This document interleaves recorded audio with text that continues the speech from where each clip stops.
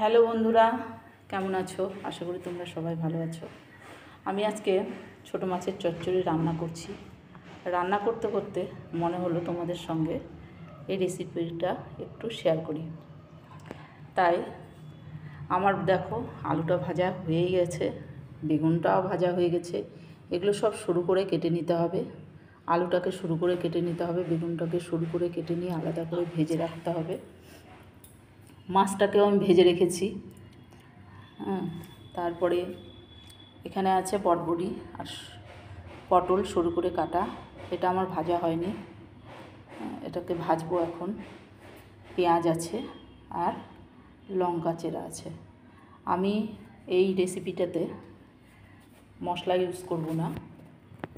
এখন এগুলো সব আলাদা করে ভেজে রেখে তুলে রাখলাম। এখন আমি এই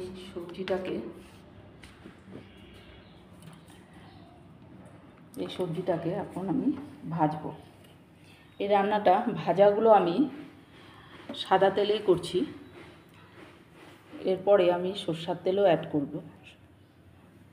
এখন তোমরা দেখো, রেসিপিটা যদি ভালো লাগে বাড়িতে ট্রাই করে দেখো, আশা করি সবার ভালোই লাগবে। এখানে একটু সামান্য লবণ অ্যাড করছি, তাতে সবজিটা তাড়াতাড়ি ভাজা হয়ে যাবে। পরে আবার লবণ অ্যাড করব। দেখো বন্ধুরা, সবজিটা প্রায় ভাজা হয়ে এসছে, আরও ভাজতে হবে। ভীষণ ভালো করে সবজিটা ভাজতে হবে, একটু সময় লাগে।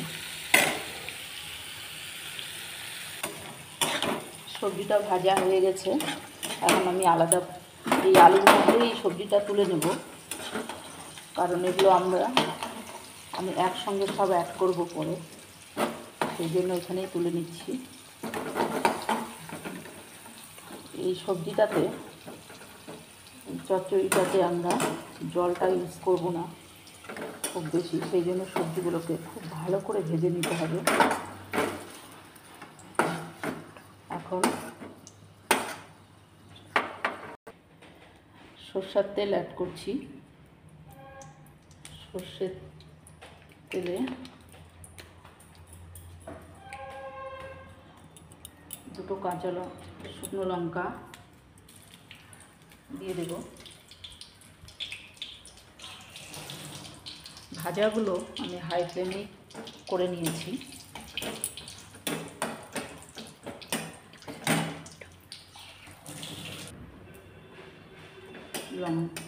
লঙ্কাটা ভাজা হয়েছে, এখন আমি সামান্য একটু কালো জিরে ফোড়ন দেব। এরপরে পেঁয়াজটা দিয়ে দেব।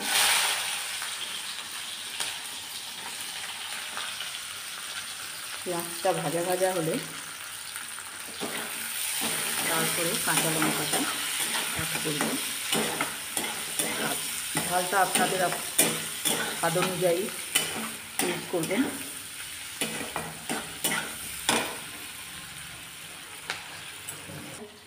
পেঁয়াজে একটু লবণ, নুন অ্যাড করলাম।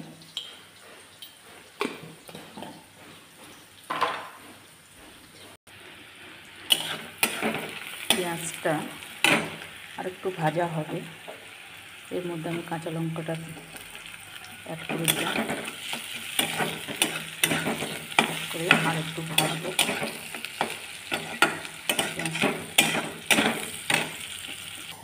পেঁয়াজটা ভাজা হয়ে গেছে, আমি এখন সব সবজিগুলো এর মধ্যে পেঁয়াজের মধ্যে দিয়ে দেবো।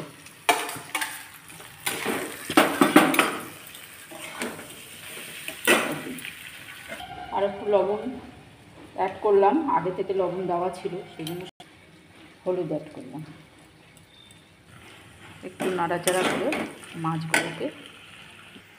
এখন মাছগুলো দিয়ে দেব। মাছগুলো দিয়ে নাড়াচাড়া করব। এখন লো ফ্লেমে মাছটা দিয়ে আমরা 5 মিনিট নাড়াচাড়া করব। চচ্চড়িটা হয়ে এসছে, এখন আমি নামিয়ে নেব। তার আগে কালো জিরে 1 চামচ, ছোটো চামচ 1 চামচ কালো জিরে আমি বেটে রেখেছি, এখন এটা অ্যাড করব। মধ্যে সামান্য পরিমাণ জল আছে। হয়ে এসছে আমাদের চচ্চড়ি। এখন নামিয়ে নিব। কালো জিরে বাটা দিয়ে 2 মিনিট নাড়াচাড়া করলাম। এখন আমরা নামিয়ে নেব। রেডি আমাদের ছোটো মাছের চচ্চড়ি। ট্রাই করে অবশ্যই আমাকে কমেন্ট করে জানিয়ে দিও।